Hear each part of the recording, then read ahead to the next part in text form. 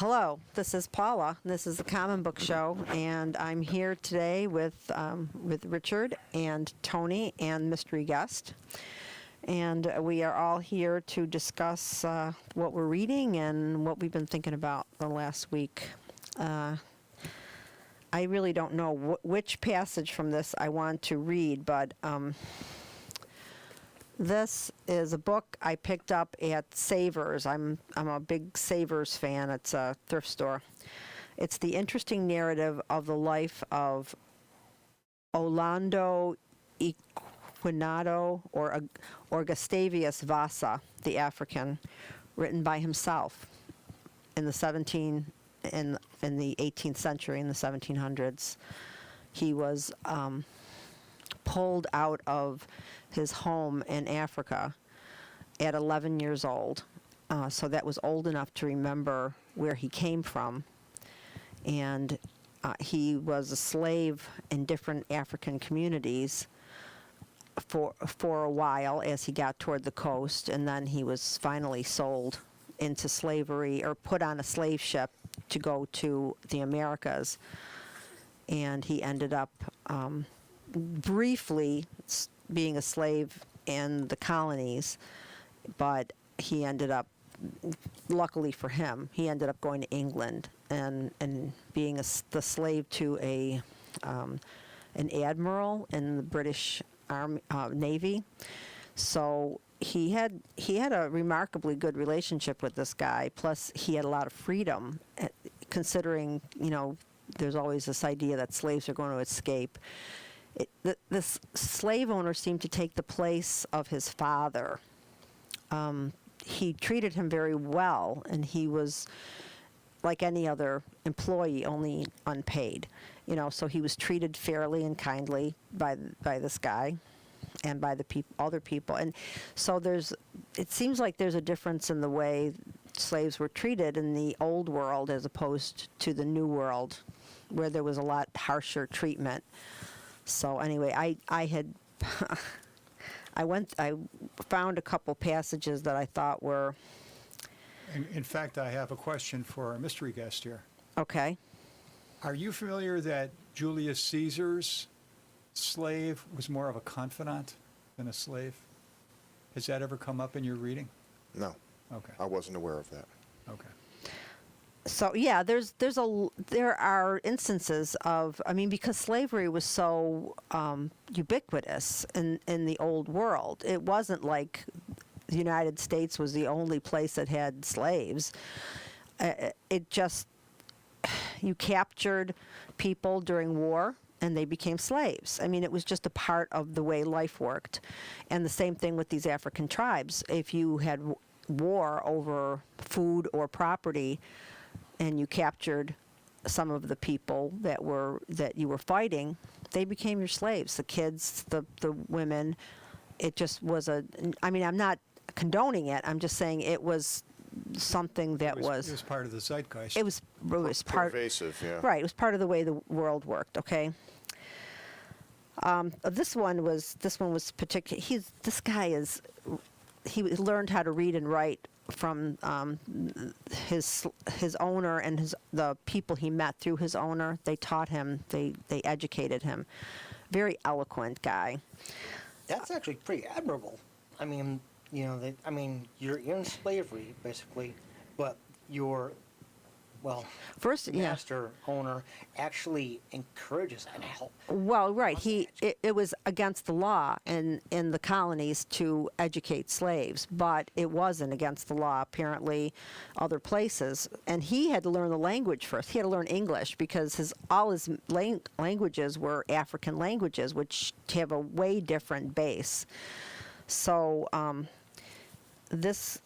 I just thought this was really poignant. He's not real emotional in his writing, which is surprising because he talks about a lot of horrible things that happened, and went on the slave ship and how what the conditions were like and how they had to live in their own feces, and it was just pretty awful. But he says it in a very removed way, except for this passage. It says, "O ye nominal Christians, might not an African ask you, learned you from this form okay. Might not an African ask you, learned you this from your God, who says unto you, do unto all men as you would men should do unto you. Is it not enough that we are torn from our country and our friends to toil for your luxury and lust of gain? Must every tender feeling be likewise sacrificed to your avarice? Are the dearest friends and relations, now rendered more dear by their separation from their kindred, still to be parted from each other, and thus prevented from cheering the gloom of slavery with the small comfort of being together, and mingling their suffering and sorrow? Why are parents to lose their children, brothers their sisters, or husbands their wives? Surely this is a new refinement in cruelty, which, while it has no advantage to atone for it, thus aggravates distress, and adds fresh horrors even to the wretchedness of slavery. I mean, obviously I don't know who, it's English, but I don't know who translated it from, could it possibly, this couldn't be Old English from the 1700s, because there was different way of speaking, right? So there must have been somebody, an intermediate between those two. What language did he write it in? In English. He was himself. Yeah. Okay. Yeah. So he wrote this, after. No, because you said you didn't know who translated. Well, it. but if it was written in 1757. I've read things from like the 1700s, Yeah. and they sound a little bit more flowery and thee and thou-y. That sounds a little. That could be 18th century. Yeah, a little bit thee and thou-y. Its meaning resonates clear to me even today, Yeah. and I actually I ask, but for the absence of money, or the existence of money, does the existence of money thusly eradicate slavery, at least spiritually? Because when you basically, as you were saying before, when you spend hour after hour after hour every day selling yourself to the point where you got nothing left, to me that it's slavery. Yeah, it's a wage slave, and that's what I never had a job that I loved, like our mystery guest here loves his job. I never had that. I had jobs that I did for money so that I could live my life, and I could live indoors, and I could eat, and I could pay my bills, and that was my occupation. Yeah. It was never like, except perhaps the job coach. I loved being a job coach, but I didn't love the paperwork. That was a different kind of a job where I felt like I was really doing a service to humankind, and that's. Yeah. But I think that a lot of artists suffer here, especially in this country, because we don't value the poet and the artist, and the only artists we value are the artists that make lots of money at it. Even when I was reading the letters of Vincent van Gogh, he made that point when he was living in Arles. He said, that you're only valued as an artist when they see the money coming in. Yeah. That your ideas and your inspirations mean nothing to people until there's a monetary amount attached to it. So you have, as an artist, have to hold on to your value, your own personal value beyond money. Otherwise, you won't continue to do it. He considered going back into government service for a while when he thought he was putting too much pressure on his brother, but that would have to grow a thick skin to a degree.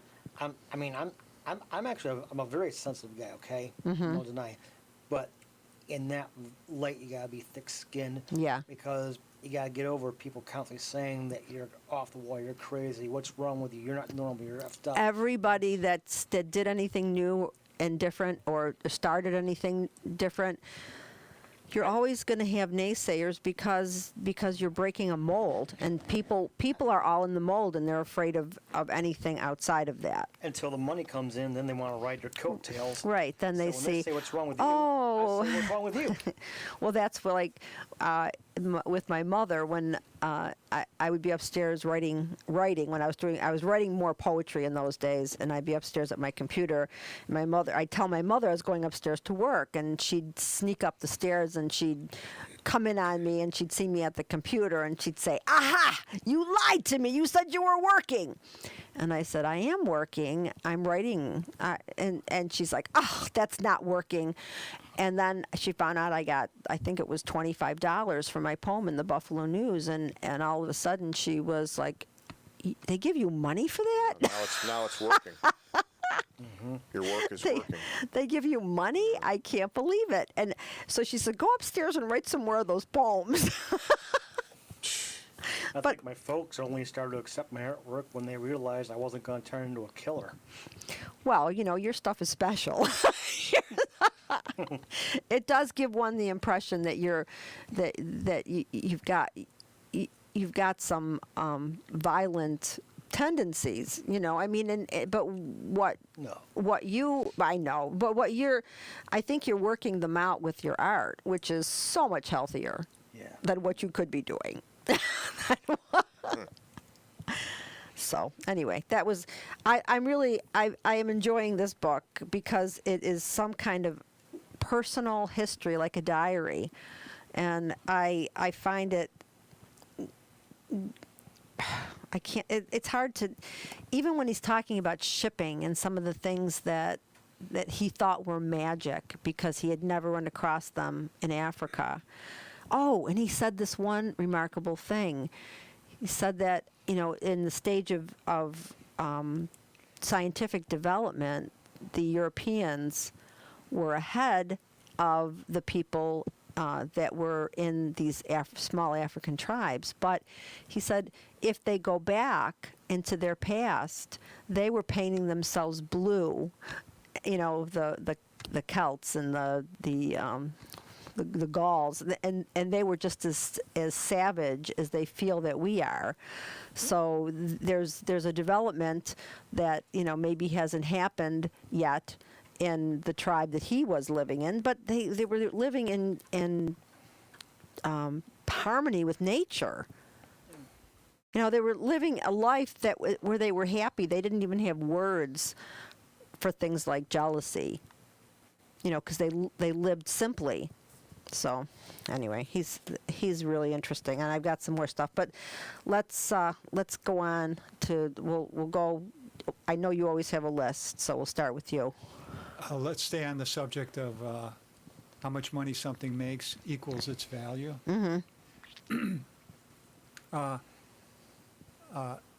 After the 1950s,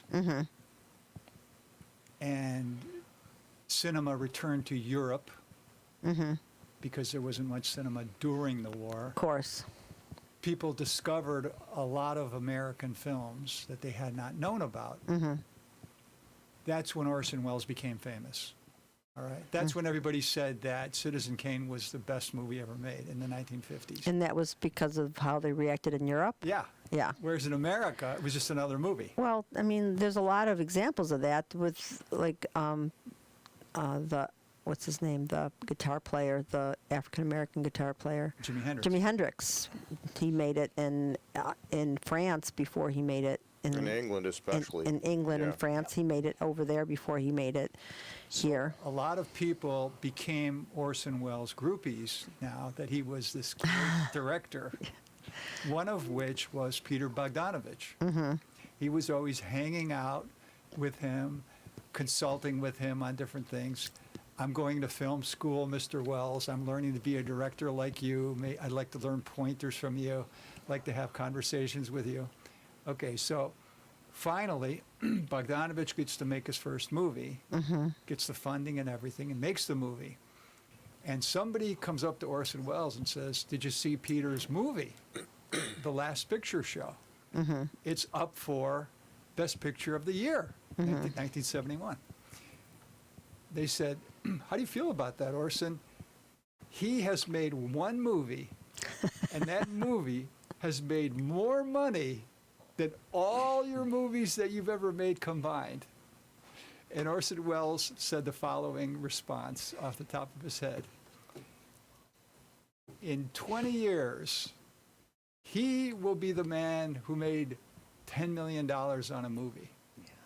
And I will be Orson Welles. Yeah, he did have a healthy ego, that man. Well, what is the meaning of that? But doesn't that contradict the idea of money? Because Orson Welles was not as financially successful as a lot of big-name directors, and yet he earned the respect, and I think it was deserved. By the way, Peter Bogdanovich's first movie was Targets in 1968 with Boris Karloff. But, yeah, it wasn't as successful Well, as that. But he had a really big ego, Well, which I think was a problem. Is that how you interpret it, or are you interpreting it as, I don't make monies for a movie, I make monies for the sake of art? Or are you saying it's more of an ego thing? I think that when he said that, I mean, it may be interpreted as I make movies for the art. Although, I mean, he was amazing. I'm not taking anything away from him, but he had this huge ego, and nobody wanted to work with him in Hollywood because he was a perfectionist and he kept changing things, and the budget kept, he couldn't let go of, he couldn't compromise. So he kind of shot himself in the foot. He could have. I'm not saying he had to compromise and let go of his creative ideas, but when he was dragging his feet and not finishing something, and I mean, I think it was all like diva, like a diva. I don't know. What do you think? Do you think he was just being? I don't. See, I don't. I never met the guy. And I'm not being facetious. No, but I've only. I don't know. And I don't know that much about him, except Greg and I have talked about him, but I think he kind of shot himself in the foot by not being a little bit cooperative. But I think Fix his mic. I think that Orson Welles would kind of agree what we were talking about art and money, and I think he wanted to be a real artist. Yeah. And in Hollywood, that's a dirty word. And I give the guy a lot of credit for really trying to do something genuinely creative and against the grain, and you're not going to make it. Right. Then If Kurosawa, the Japanese director, made movies in Hollywood today, they would laugh him into the street. Yeah. He'd be a drug addict. well, then what about the idea that instead of needing millions of dollars to make his films, he would have just done it, grassroots, and said, okay, this is what I want. I'm an artist, and I'm going to do this, as an independent. He wanted the big bucks, and he wanted the big, prestige, but he didn't want to. He and I'm not saying Hollywood executives. They don't seem like they're very creative people who really understand the process. They're not supposed to be, and so. But there's a tipping point between cooperation and selling out. So Yeah, you don't have yeah, to that's a sell fair out. But I mean, Greg always, when we talk about the movies that we want to do, Greg always says, "Yep, somebody always when we talk about the Sorry. okay, if somebody It's you from another dimension.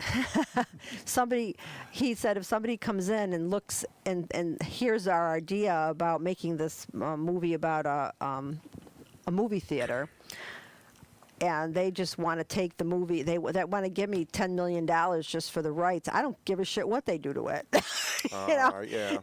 He said because I know what my vision was, and if they have another vision and they want to give me cash, I could use that cash to do something else, to fulfill another project. So I mean, there's that, and. I think, though, he'd have a different way of looking at it if it was his the Plastic Showroom, which is his autobiographical movie. Right, something more personal, Yeah, right? yeah. Are you familiar with Luis Buñuel, the Spanish film director? He made films that were very cheap and low budget, and he always said, you never really have to compromise, you never really have to sell out if you're willing to do something for less money, or maybe that is less prestigious for a while. And, Yeah. and he had a very long and successful career Yeah, doing that. yeah, and he, I mean, they teach him in art classes. That's how Exactly. that's how I was Yeah. introduced to him in my Art Between the Wars class. Okay. Yeah. Salvador Dali probably connected there because they did a few films together. Yeah. Yeah. So now how far do we get off track from where we started? Slavery to the commodification of art. So you would because you were asking the question about yeah, okay, So the go-to website for movies is the IMDb, yes, right? Internet Movie Database. Mm-hmm. They have a word you click on, top movies. Mm-hmm. When you click on it, it's about how much each movie made. oh really, it's not about the artistic I thought about It's disappointing. I actually thought about. I asked Lori to do it, but she did not want to do it. You can put your movies on IBDM, right? That's what it is, and you can do that. You can just go in there and you can fill out all the information for each movie, and you can upload the trailer, and you can do the whole thing. And I thought, why not? We should. We've got, how many movies have we made together? 5 now. 5 or 6. And let's see, Ross and Gwen, Failure, Sweet Jesus, The Big Mess, and the last one, Catcher in the Rye with Diamonds, right? So we got five movies with all of us that have under our belt.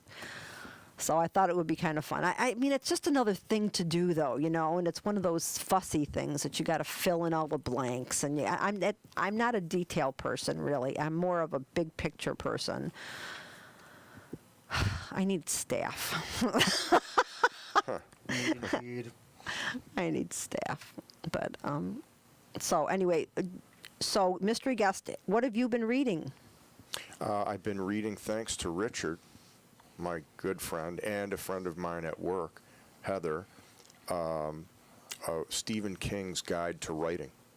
Huh. I didn't know you. I didn't know he put it out. I was inspired by what you told me in Richard's driveway a few weeks ago about free writing. Yeah. And, about not.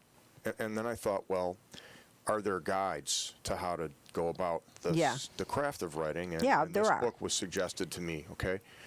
And Richard had a copy of it, and I'm about 60 or 70 pages in. How do you feel about it? And it's really good. I mean, a lot of it is autobiographical, and Yeah. just in terms of the struggles. He had a lot of poverty in his life, and Yeah, I struggles didn't- and I wasn't aware of hardship, that. Okay, but what I found interesting, there were 2 points he made. When he took his first piece into a newspaper to be edited, you have to submit it to the editor. Mm-hmm. And the guy looked at it and he said, scratch this, scratched all this stuff off, and he didn't change anything except for eliminating what he called the bad stuff. And he told Stephen King, he said, when you write, and I thought this was great advice for anybody who wants to Yeah. write, when you write with the door closed. You're telling yourself the story. Yeah. But when you revise with the door open. Oh, so you're writing Because for someone. now you yeah. start thinking of th- the other. You that's start an thinking of the excellent- audience. But when you're actually writing the material, it's for you. And it's one of the good things that Lori has helped me with is when I write something and I'm so familiar with it that I know what I mean, she'll say, "What the hell is this? How did you get from here to here? Tell me who this person is," even though I think it's understood because I've written other stories about this person. But she says, you got to write each one like it's the first time you're mentioning that character. So she's helped me with that. But I do a very similar thing when I'm writing is that maybe the third time I'm going through it, I try to read it like I don't know me. Oh, wow. Do you take time away? Yeah. So, Oh, like, definitely. You just give it days. some time and like it's a detachment. Yeah, from there's something. when I used to write for Buffalo Beat, Right. I would, I had a deadline, so I would write it, and then I would proof it the next day, and then I would go back. I would wait 2 days, and I would do a rewrite. So because you're far enough away from it at that point that you do catch some errors, and besides there was an editor there that would fix everything that I screwed up. But yeah, there's got to be a little space between writing it and rewriting it. Yeah. He makes a second point that I guess I have maybe turned it into a question for you guys about creativity. Mm-hmm. And he wrestles with this idea: is creativity something that you get from the air and it just appears spontaneously? You wait for that moment of inspiration, or is it just labor? And he seems to think it's sitting down and grinding it out and working through it. But he said that there's a sort of a false idea out there that people think it's just spontaneous. There was a Visconti movie, I don't know if you ever saw it, it's called Death in Venice. It's based on the novel by Thomas Mann. And the same theme is in the film. The composer, who's played by Dirk Bogarde, believes that creativity is hard labor, hard work. And his friend says, "You're crazy. It's just born in an instant." And you're just inspired, I tried. It's born, I tried to watch that unexpectedly. recently, and I couldn't. Okay. It was too slow for me. It is a slow movie. It was too slow. I couldn't. But the theme, I'm curious what you guys think about that. It's There, passion. yeah. Do you have something that you want to add, Tony? It's passion. Is what it is. Yeah, it's passion, and the passion is takes into account both things. Sometimes there's that click.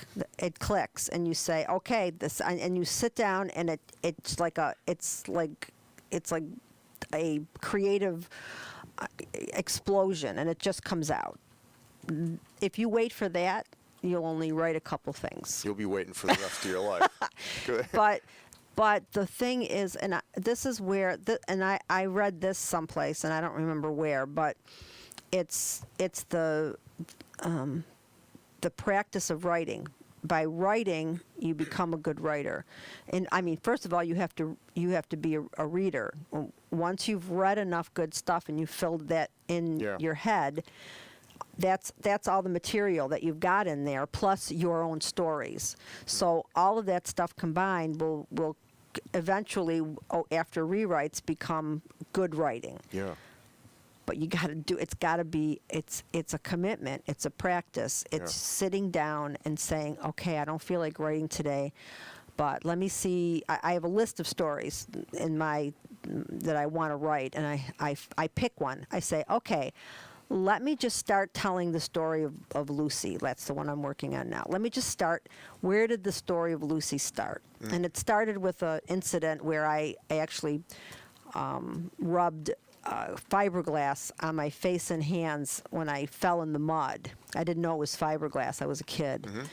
And that turned out to be, where they were building her house when she first moved into my street. Yeah. So I started with that story, and then I went into the Lucy story. And after I got started, I would just sit back and say, okay, what happened next? And then I'd say, oh yeah, that time that we went and we did this, and then I would write about that. But I knew the main point of the story was talking about how she met and married her husband without wanting to get married.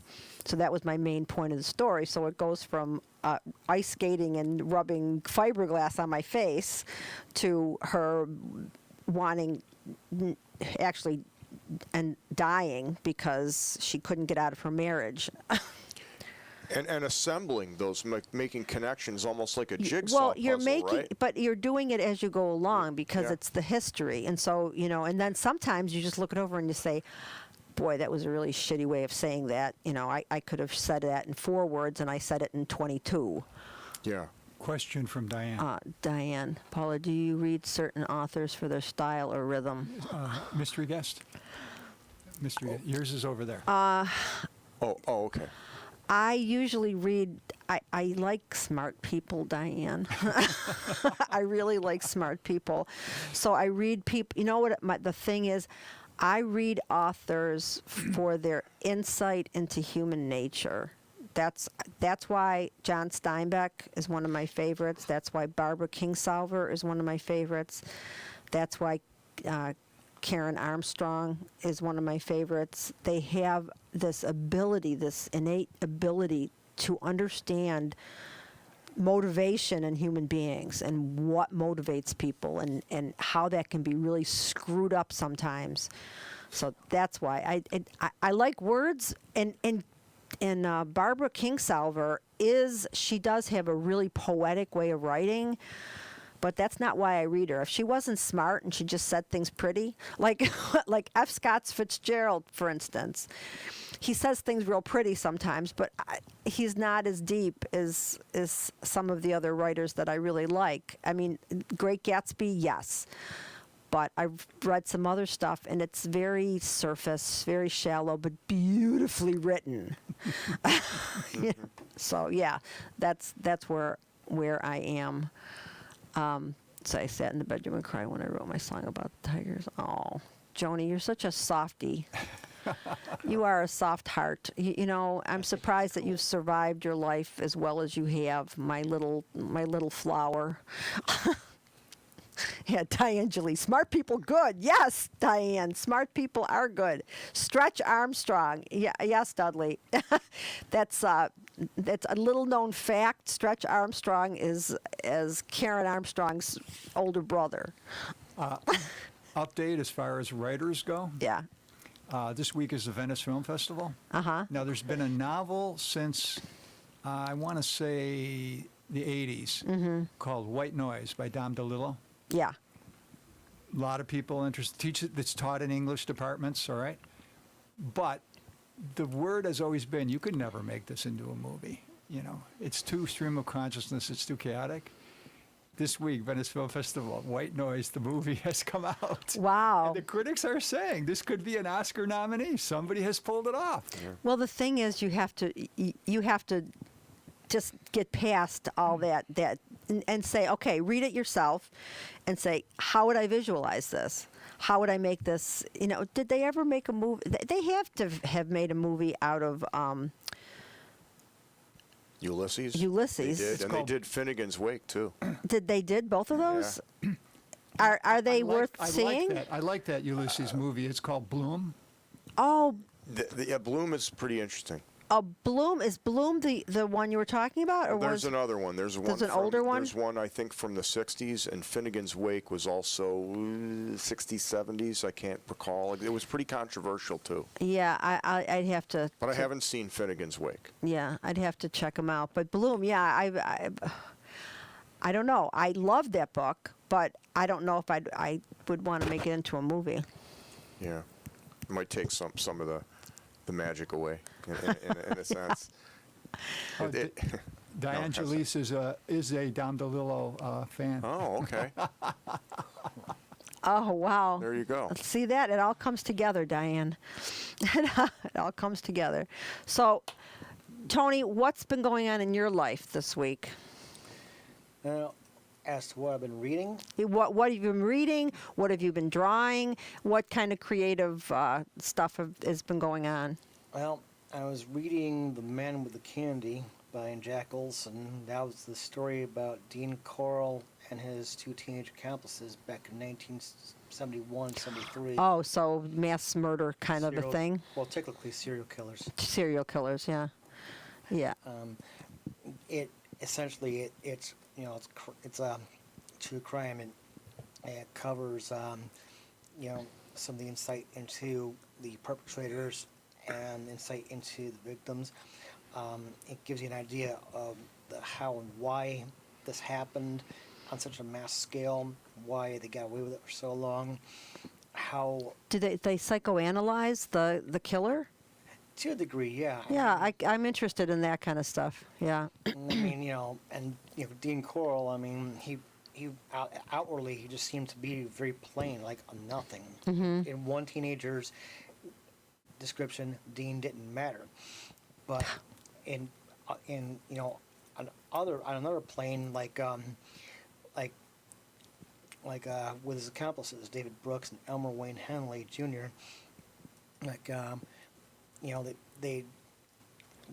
he's actually, oftentimes he would actually pay them for procuring teenage boys, under the initial ruse of like just going drinking beer or huffing paint or Yeah. glue or whatever, stuff like that. Of course, the teenagers procured never returned. Yeah, that's disturbing. The thing is, do you find that this kind of reading it seeps into your subconscious? Do you dream about it when you're reading it?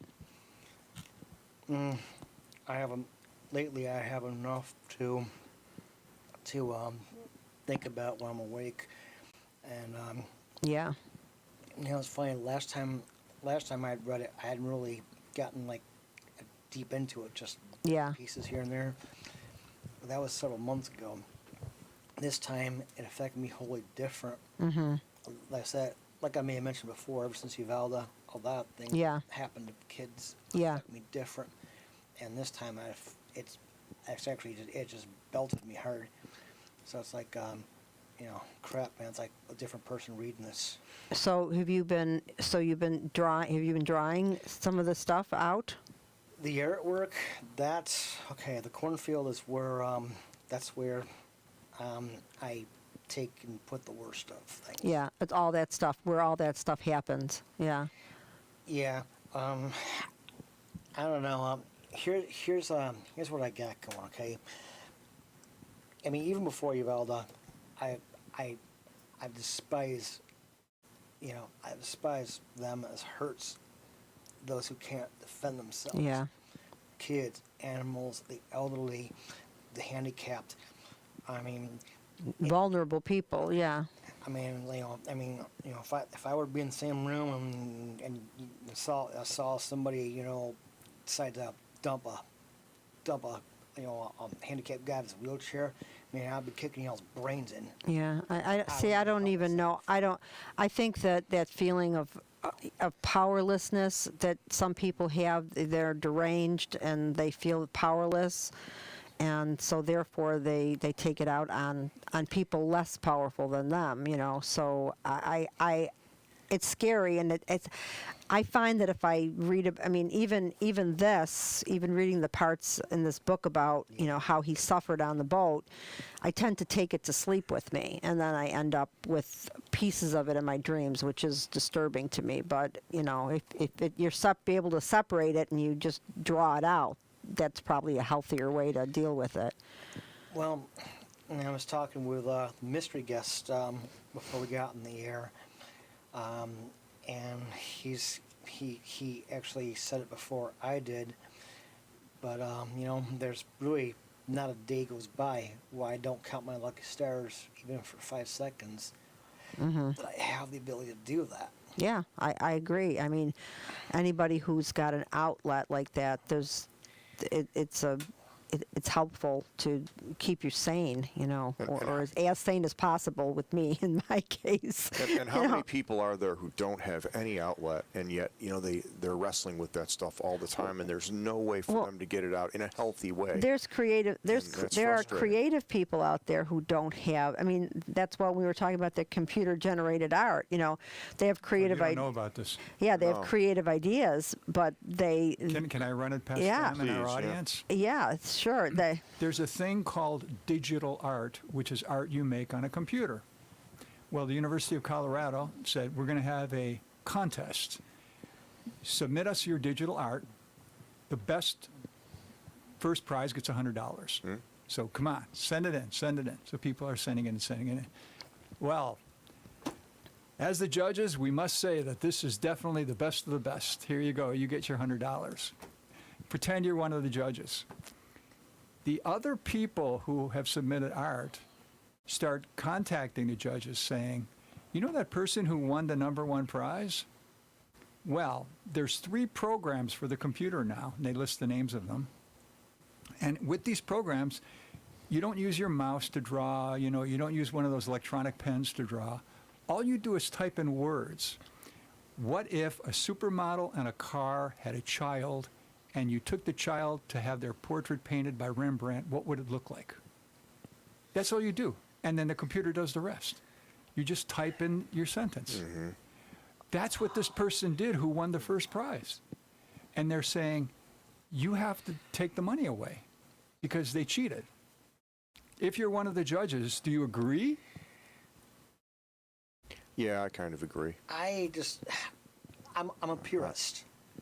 My artwork comes right from whatever's up here and right through here and right down to here. I mean, I can't even get near a computer's period to do that. So you know what the artist is saying? Hey, I thought up the sentence. So I'm the one who Tony, thought it up. Why which are you taking which it out part on me? which part of the creative process is the most important? Is it the thing you think, or is it your ability to make that thing you think That's a little into dicey, something? Richard. Well, Mike Patton once said that without the vampire effect, the carnival is deceased.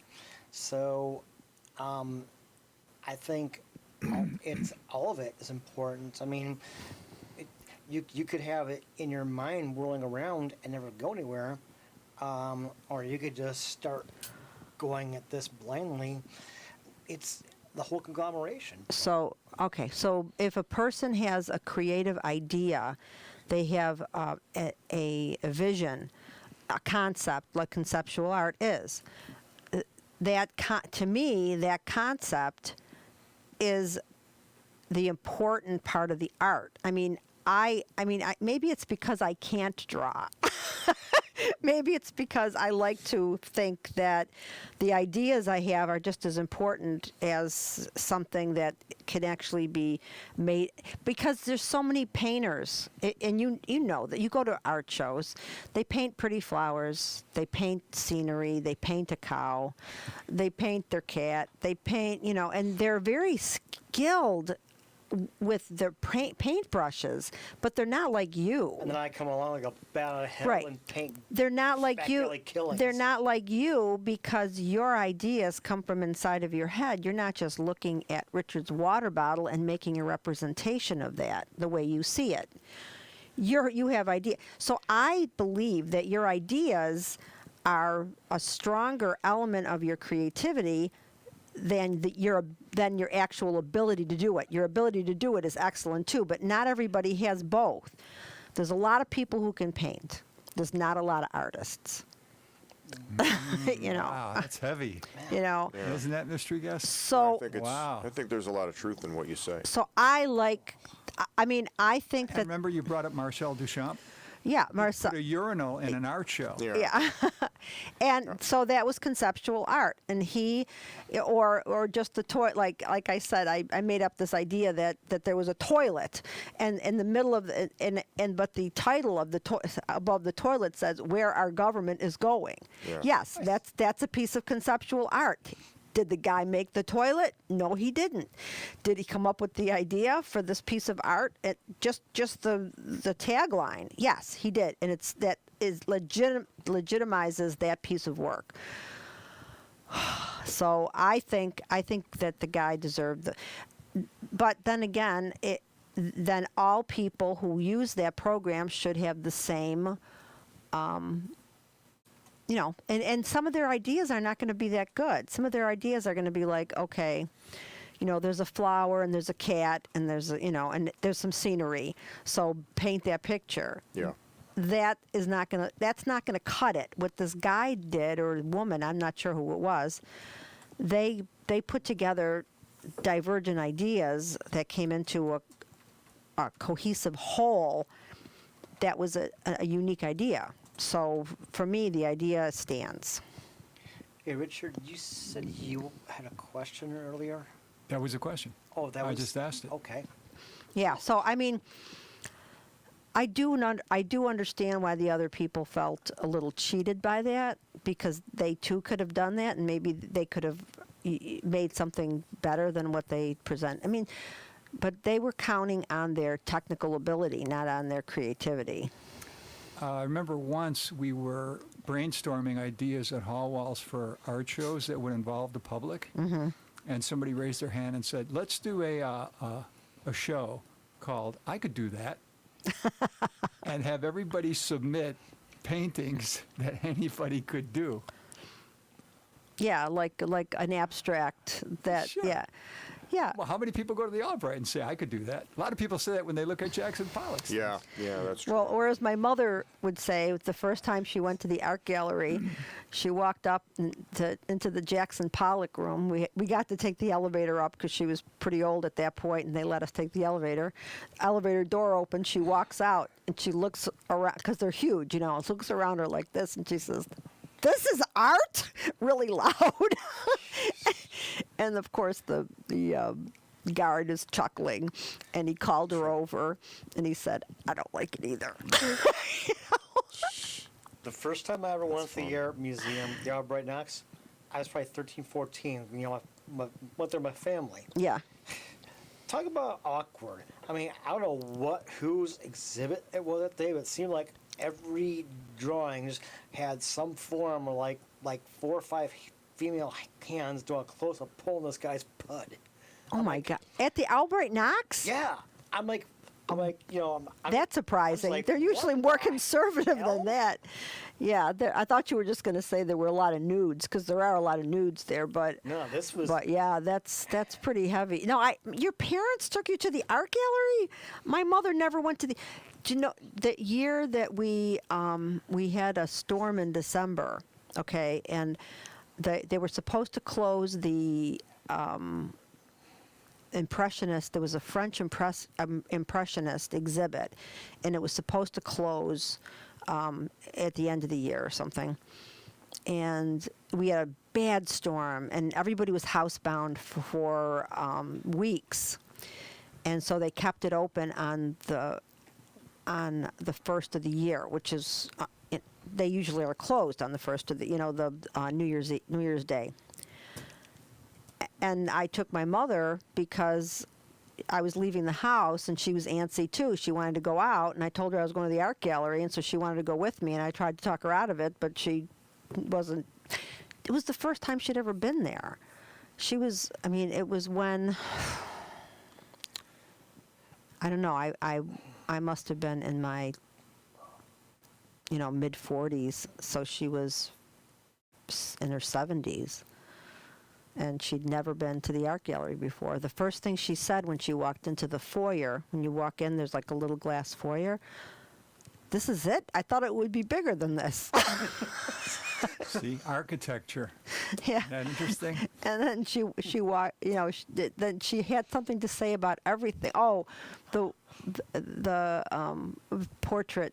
There's a portrait gallery of from the 17th, 18th. 19th century, and there was one woman, and her hair was very severely pulled back, which was they used to actually shave their hairline because it was considered beautiful to have a high forehead. So her hair was very pulled back, and she wasn't what you'd call beautiful, but my mother was staring at her, and she says, "Why would anybody want to paint her picture? She's ugly."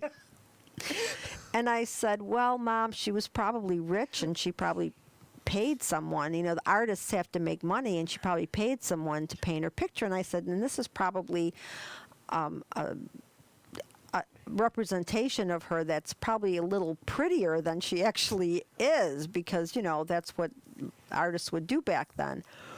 "Really?" And she stood there. "Maybe if she did something different with her hair," and she was just trying to wrap her head around why there was this picture in this art gallery of this woman that my mother obviously thought was homely.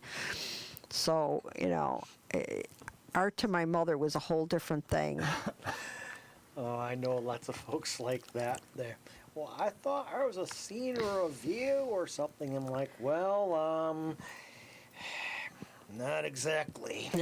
I went to the Albright Knox Art Gallery with one of my cousins, and I make no judgments. Was but that the first time? It was the first time, and Yeah. he really isn't into art. You Yeah. know?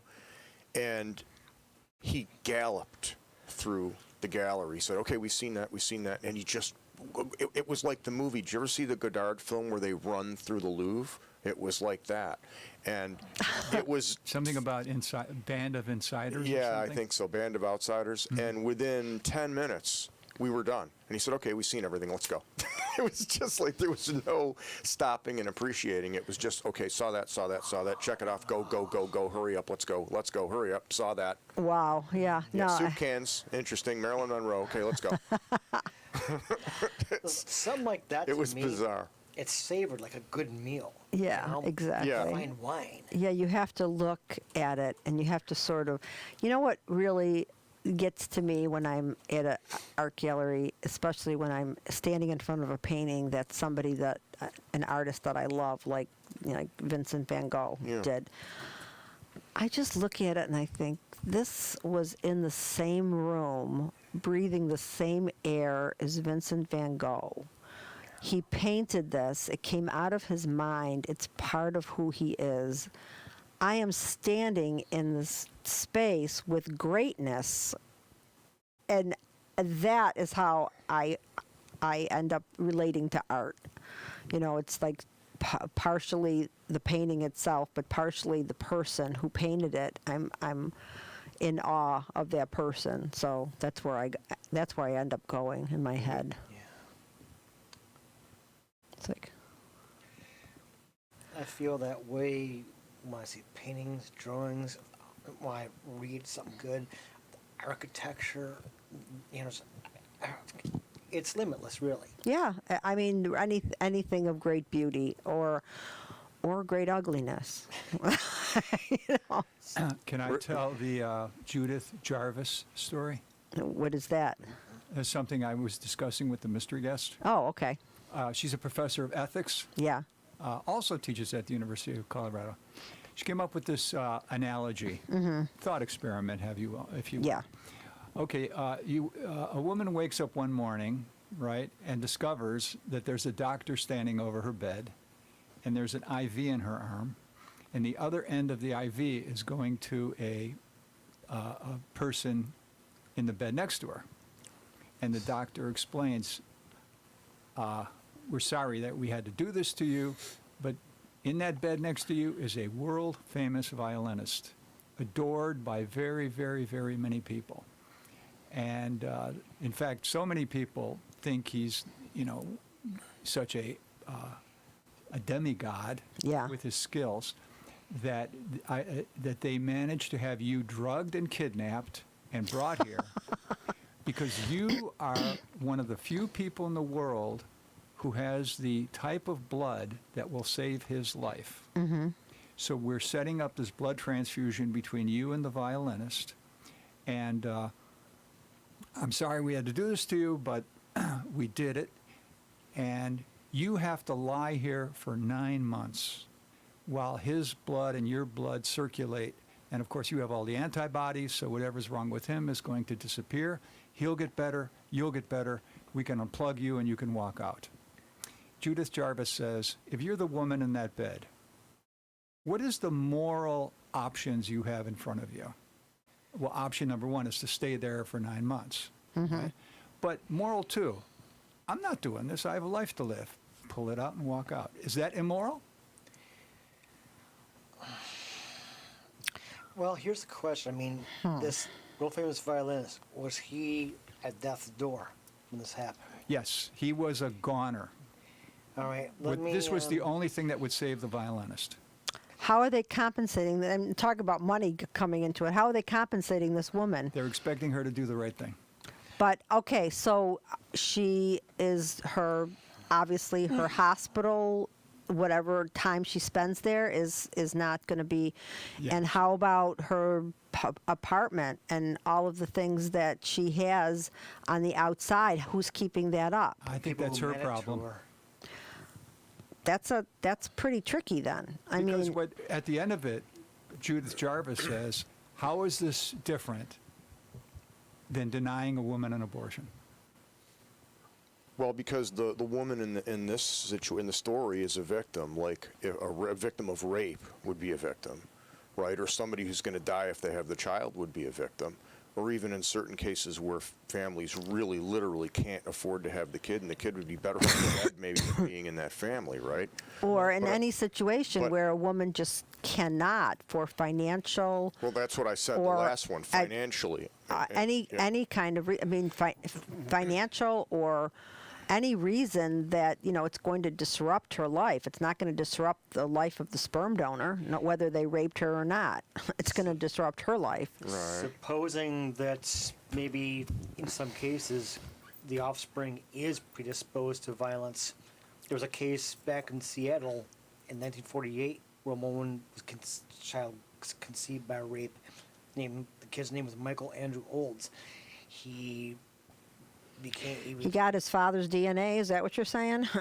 It's very possible that he was predisposed. I mean, granted, he was given up for adoption, but it seemed like no matter what anyone would have tried, he just did not take it to. I mean, Yeah, I mean, there is a DNA. There is some connection. and violence begetting violence. Right. Yeah, and I mean, I agree with, I agree with her that 9-month period. So you agree she could unplug it right away and walk out, and that would be just as moral as if she stayed and left it plugged in? See, what Judith Jarvis says is there's a difference between a moral obligation, right, and a moral virtue. So the virtuous thing would be to say, Yes. I'll lay here for 9 months, and that'll save the violinist. But is it an obligation, Judith? Is Jarvis is saying? She's It's saying not. It's not. It's not an obligation for her to stay there. It is. And this gets tricky because although I'm pro-choice, I'm not pro-abortion. Well, abortion is an ethical problem, no matter how you look at it. It's an ethical issue. I like you. I think abortion should be available, but I still think it's an ethical, agonizing. And I thing think that a lot of for women everybody involved. I think a lot of women who do opt for abortion, they do suffer Yes, they do. psychological trauma. But the problem is, it's what is going to be worse. Now in my situation, it wasn't an option for me. I wanted to have my daughter. I didn't want to get married, but I got both. But the thing is, I don't want to see first of all, people who don't want children should not have them. There's a reason they don't want them. They're not going to be good parents. They're not going to nurture their children, and not every child that's born is adoptable. I don't think people should be forced to have children that they don't want. But I do think that people should practice birth control. And if birth control fails and it results in a pregnancy, then abortion should be an option. Yeah. It is extremely selfish to ride bareback because, you don't like the feeling of contraceptives or anything. And then when a kid comes along, you decide, we can't do this. Right, and men should be more in control of their the fact that they can have children with these women, but a woman really should take responsibility for her own body as well. So if you're doing both, and there's venereal disease too to consider. Yeah. But if you're doing both, if you're on birth control and the guy is using a condom and you still get pregnant, there should be an out. Yeah, I agree with that. I agree with that 100%. All the same, if I was a woman, even if the guy didn't come, with a few raincoats, I'd be like, here, use one or get none. And when my daughter got to be of an age where she, I didn't know what she was thinking about when she was going to start having sex. But I did mention to her that we bought a giant box of condoms from BJ's, and they were underneath the sink. Well, just knowing that they were there, I think I kept all of her friends from getting pregnant. They got used? They were used. They would keep disappearing, and I was like, what's going on here? Goodbye. Buenas noches.